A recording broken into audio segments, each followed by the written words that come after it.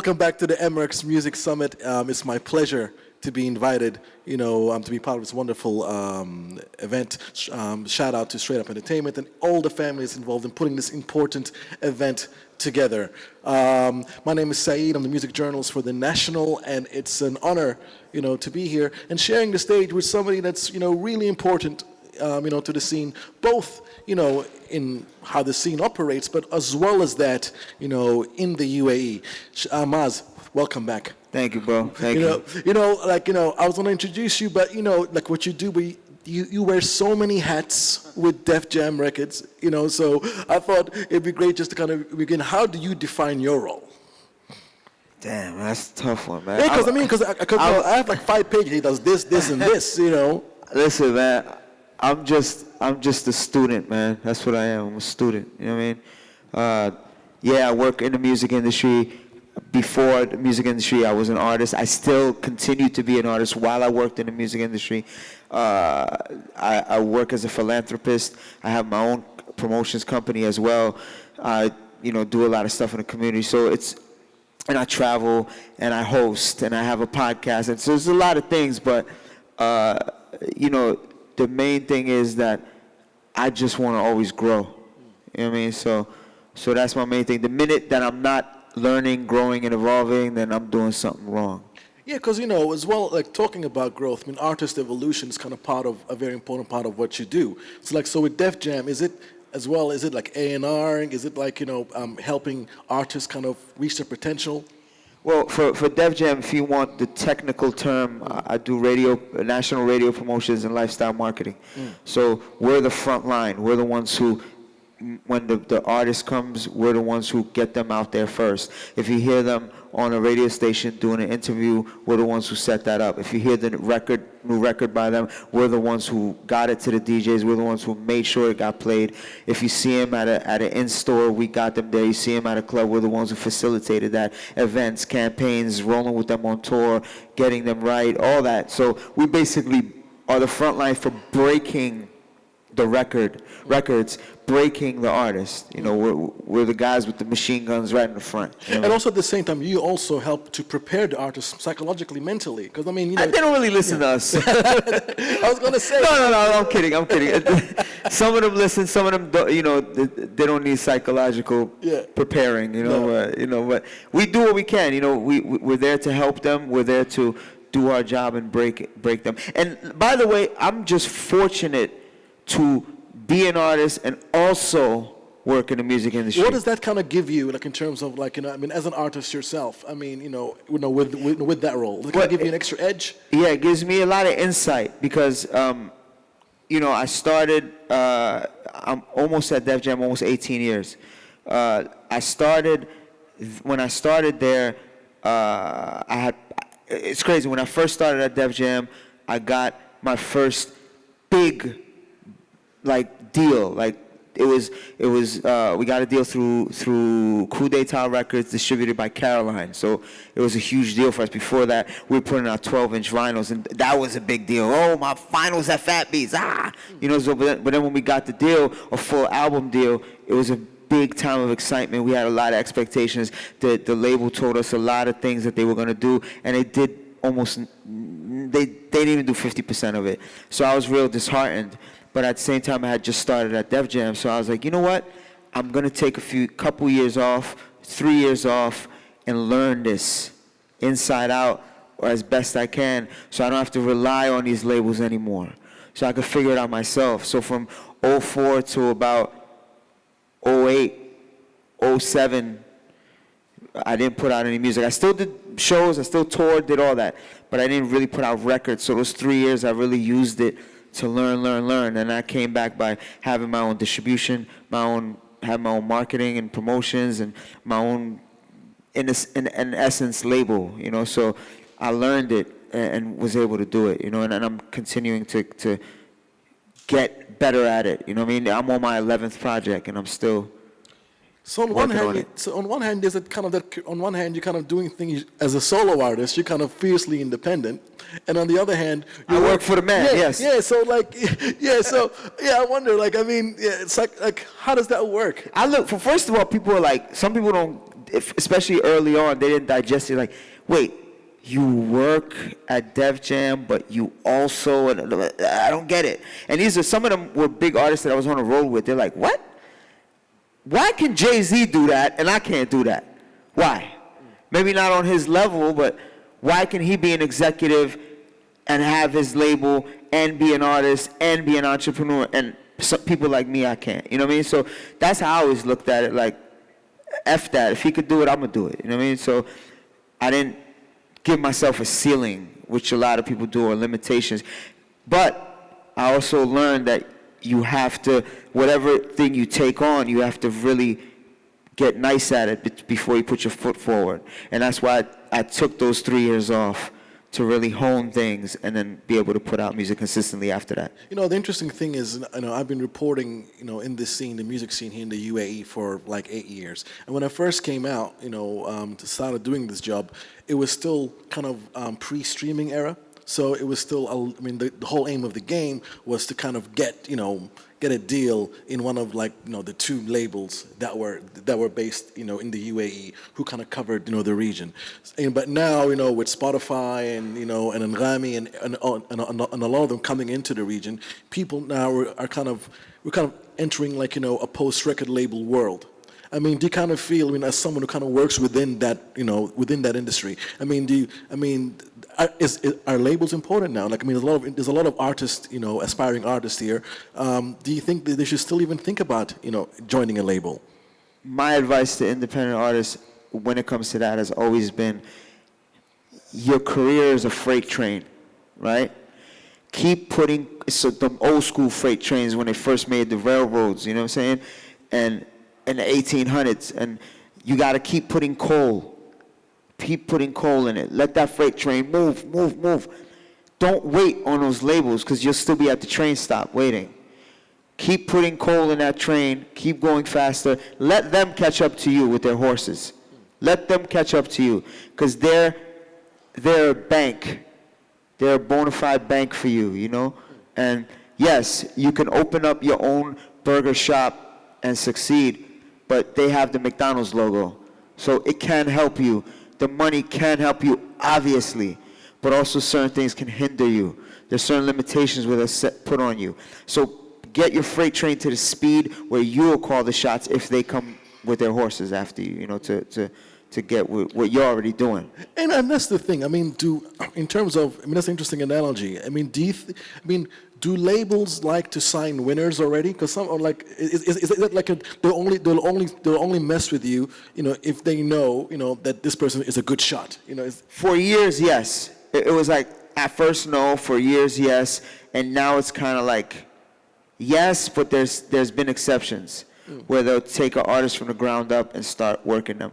But I think that in large is a forgotten task, a forgotten thing with the A&Rs, where you take an artist from the ground up and you might sign them but not put them out for a few years because you're developing that person on some, you know, on an incubator level. So yeah, I think now it's more like microwavable. Oh, he's already popping. All right, let's go. Come on, you know. So that's happening again, but it's slowly turning. You know, so. I want to see more of it. Yeah. So it's important for the artist anyway, just to build that fan base, to build that community. You know. Absolutely. Don't wait on these people, because a lot of times, some of them are out of touch. Some of them are playing catch up. You know, with a lot of ways. You know, they caught up in some things, but they were late on some things. You know, these labels. So, and by the labels, I mean the major labels. So don't wait on anybody. Keep just pushing. Keep getting your team together and keep bubbling with every record. Don't stop, you know, and just keep getting your crowd and keep putting that coal in that train. You know, one of the interesting things about you as well is that you're one of the main, you know, for me anyway, one of the rare kind of, you know, people from major labels who have from abroad, who have a long association, you know, with the region. I mean, you've been coming here, you know, like year in, year out, with other artists, you know, and other different projects. So it's like, you know, your insight as an outsider looking in is really interesting. So someone who's been here for, you know, year in, year out for the last 5-6 years, what is your analysis of the way, you know, the scene is? I mean, first of all, is there a scene? I mean, from what you've seen, you know, in the UAE, I mean, what are your thoughts? I mean, the first time I came out here was actually Libido. Shout out to Libido. He brought me out here. It was a b-boy event with my man Cross One, Crazy Legs, a few other people that I knew, and you know, I got a little taste of the scene. Libido was like 6, 7, 8 years ago. 6 years ago. I came out here before that one other time, but like that's when I got the first taste of what quote unquote the scene is here. And from just those 6 years till now.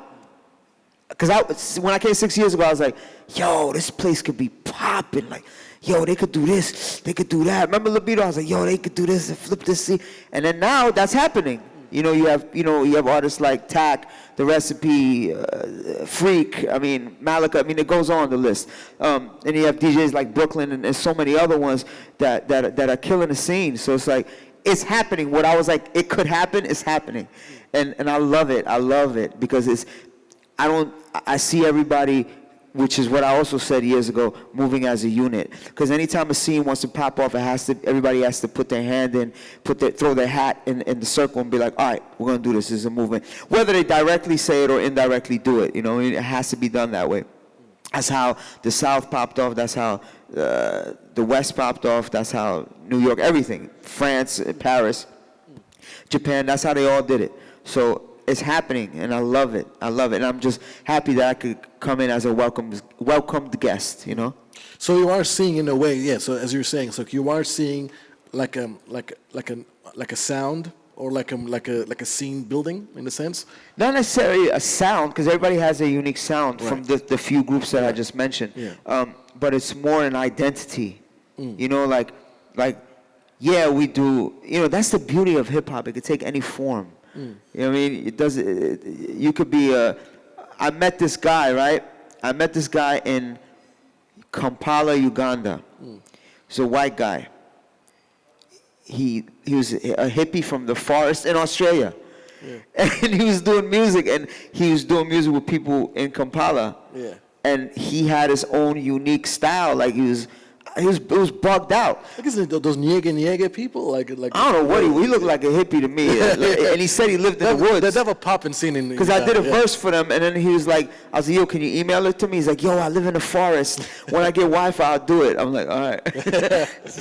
So what I'm saying is, it could morph and contort into anything. You know what I mean? With respects to the culture itself, of course.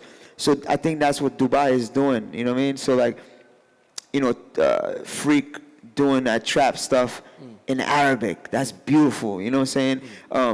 You know, The Recipe being from different places of the world, but being in Dubai and making hip hop.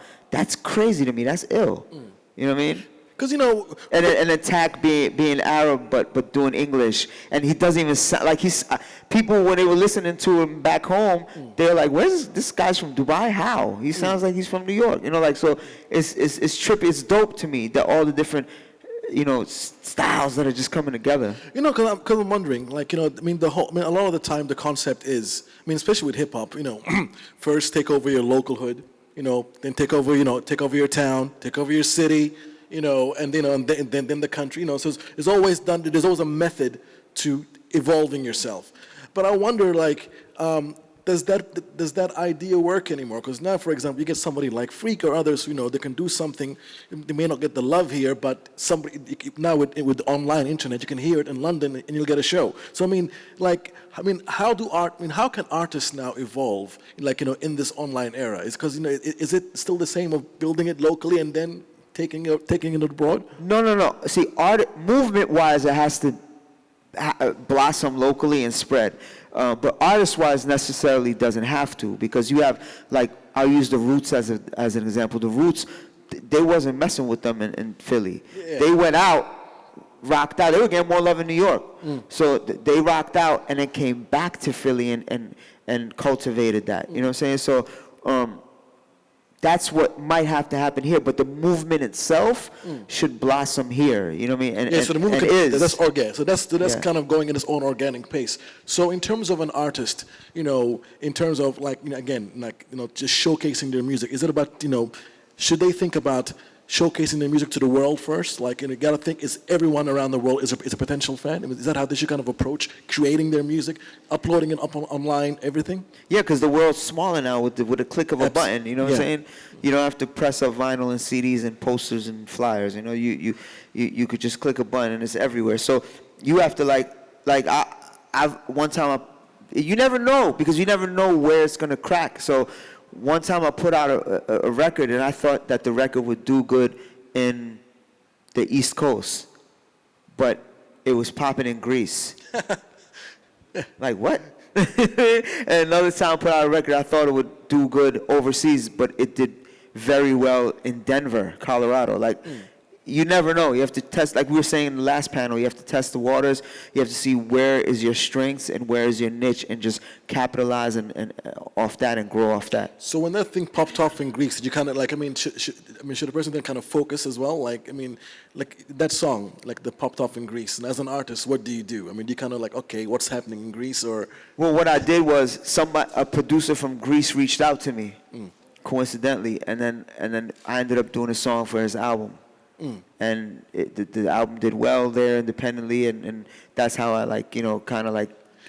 You see, before got the fans there. before the internet, you do that with with the person. Yeah, I wouldn't be able to do that. Like from the next town, maybe. Okay, and this guy. But now as well, I mean. I love the internet. Yeah. And it's cheaper too. Like, you don't have to spend all that money on tangible goods. You know, you just, like I said, press a button. Yeah, but that's an example now for the aspiring artist as well. Like, if you're doing something and and that song is popping in a particular place, look for collaborations. I mean, because your career.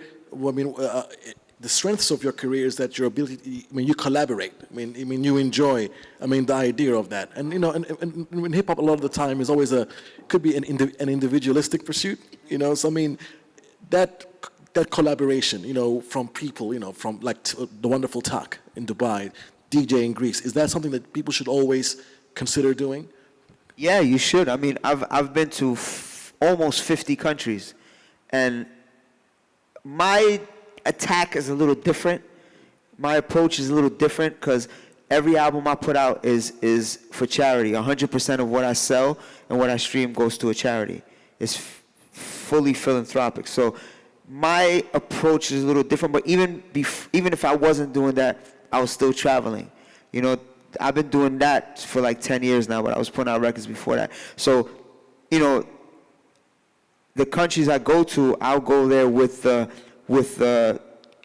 mindset of, I'm gonna collab, I'm gonna do some festivals, I'm gonna do a show, I'm gonna talk to this dude, we're gonna do this, I'm gonna bring him to the States, we'll do this record, you know what I mean? So I'm always trying to figure it out. And that's you as an artist, not Right. even Def Jam. It's just that's you. That's me as an artist, but it's from my promotional training and marketing training at Def Jam. So, one hand washes the other, both wash the face.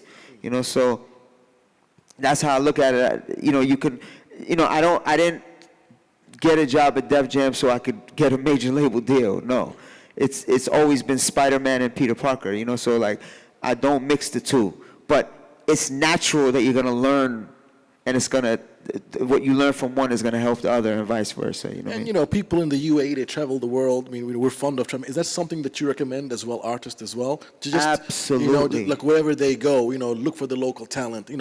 Create something. It could be even like a sonic postcard.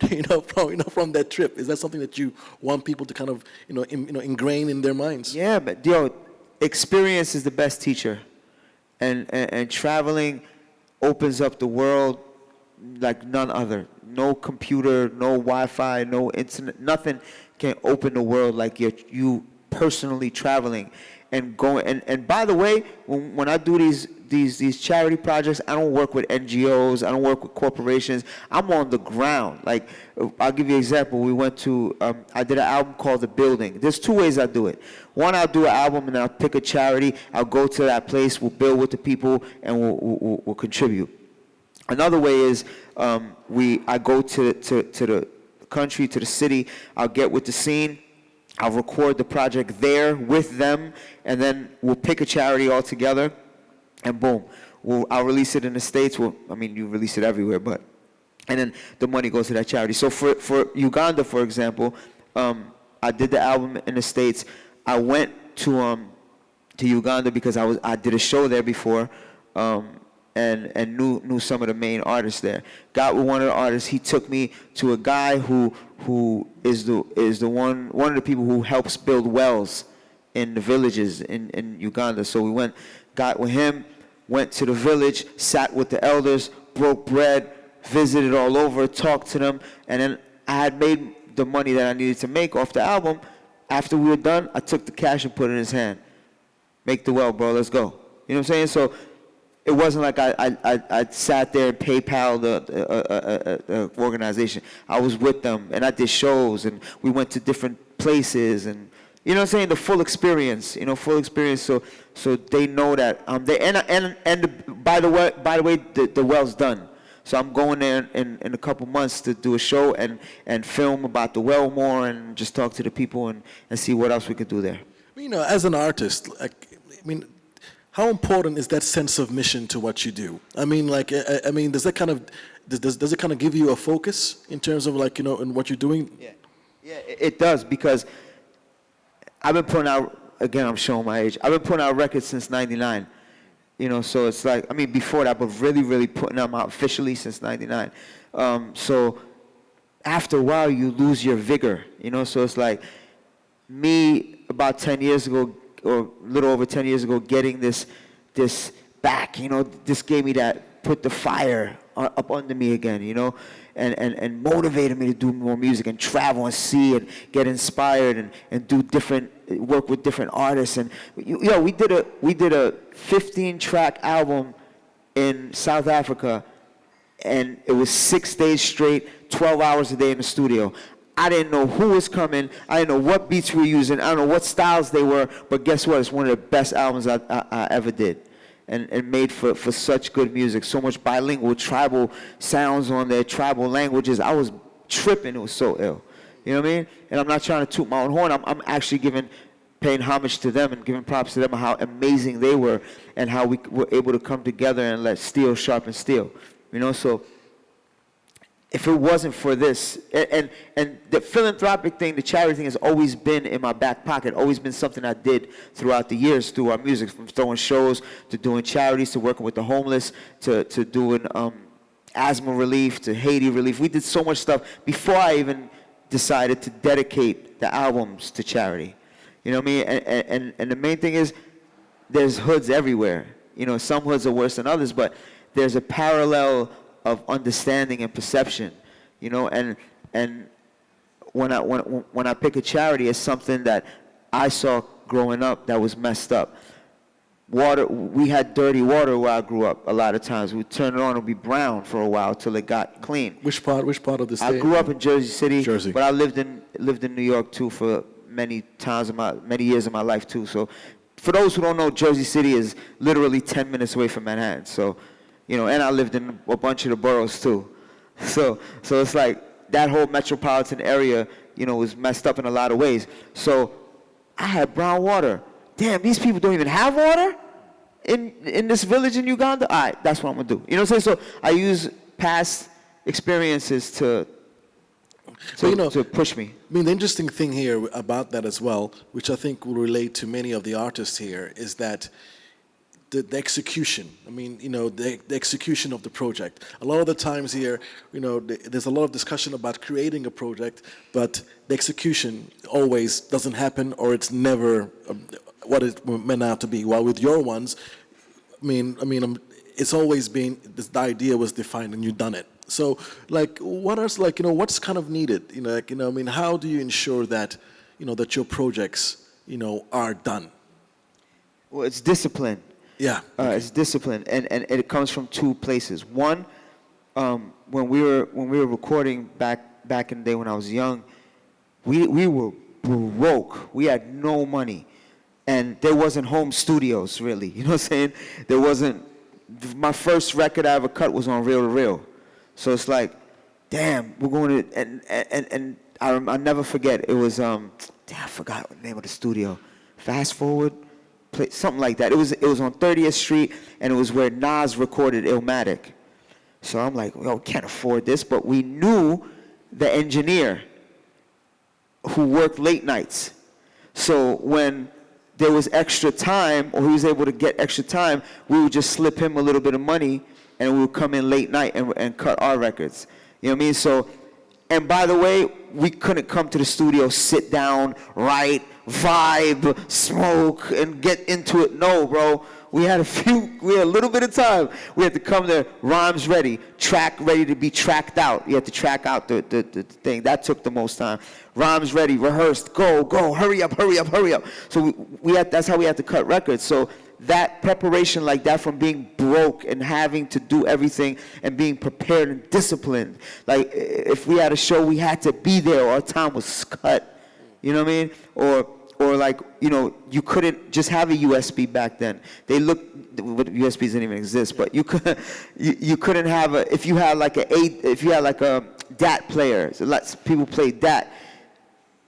People didn't really like that, so we would save our money and then go make the what's the vinyls that be messing up after 10 days, after 10 plays? Yeah, acetate. We had to go pay the Jamaican dude on Flatbush $85 for him to make us acetates, and it only lasted 10 shows. You know what I'm saying? But we had to save our money for that, just because we had to be disciplined. Is it tough to maintain it now? Now with technology being there, you know, I mean, I love it. It's cheap now. It's cheap. Everything's cheap. But also, it can make one lazy now, because now I can just record. That's from their home. problem. I'm not lazy. Yeah, but you know, but how do you kind of maintain that energy? Because I mean, because before you're saying even creatively, you needed to find something to create, you know, to rekindle that fire. But so how do you still maintain that intensity? You know what I mean, in terms of, you know, how you work. Like, is it tough now? I mean, like I said, I said this in the last panel too. You have to respect the art. Respect it. You know, don't think it's just some disposable stuff. You know what I'm saying? Respect it. Give it its nurturing it needs. You know what I'm saying? And really hone it. Understand you're a student. I don't care how nice you are. You're still a student. And, you know, the second part of my discipline that I was telling you is, before I forget, is also from the Def Jam side, from the industry side, where I learned, okay, an album's coming out, this is the campaign, this is the rollout, these are the dates, this is how we do it, this is how we strategize promotion, marketing, branding, publicity, boom, boom, boom, boom. So that structure helps me till this day to be able to ensure things come out. You know what I'm saying? And get out in a timely fashion in the way they're supposed to. I mean, or the best way I can. Yeah. Because of the interesting nature of your job, you know, with Def Jam and being involved in all that. I mean, have you seen some people that you just thought, okay, they got it, like they're gonna be successful. I mean, and what was it about that quality that they had that you thought they're gonna be fine? I'll give you an example. Logic. Oh yes. So Logic was an independent artist before he even came to Def Jam. His views and streams were crazy, and when he came, we discovered that he wasn't just a flash in the pan, because he had a team, man. He had like 3 managers, he had like a producer, he had an engineer, and they were all in his circle. They were ready.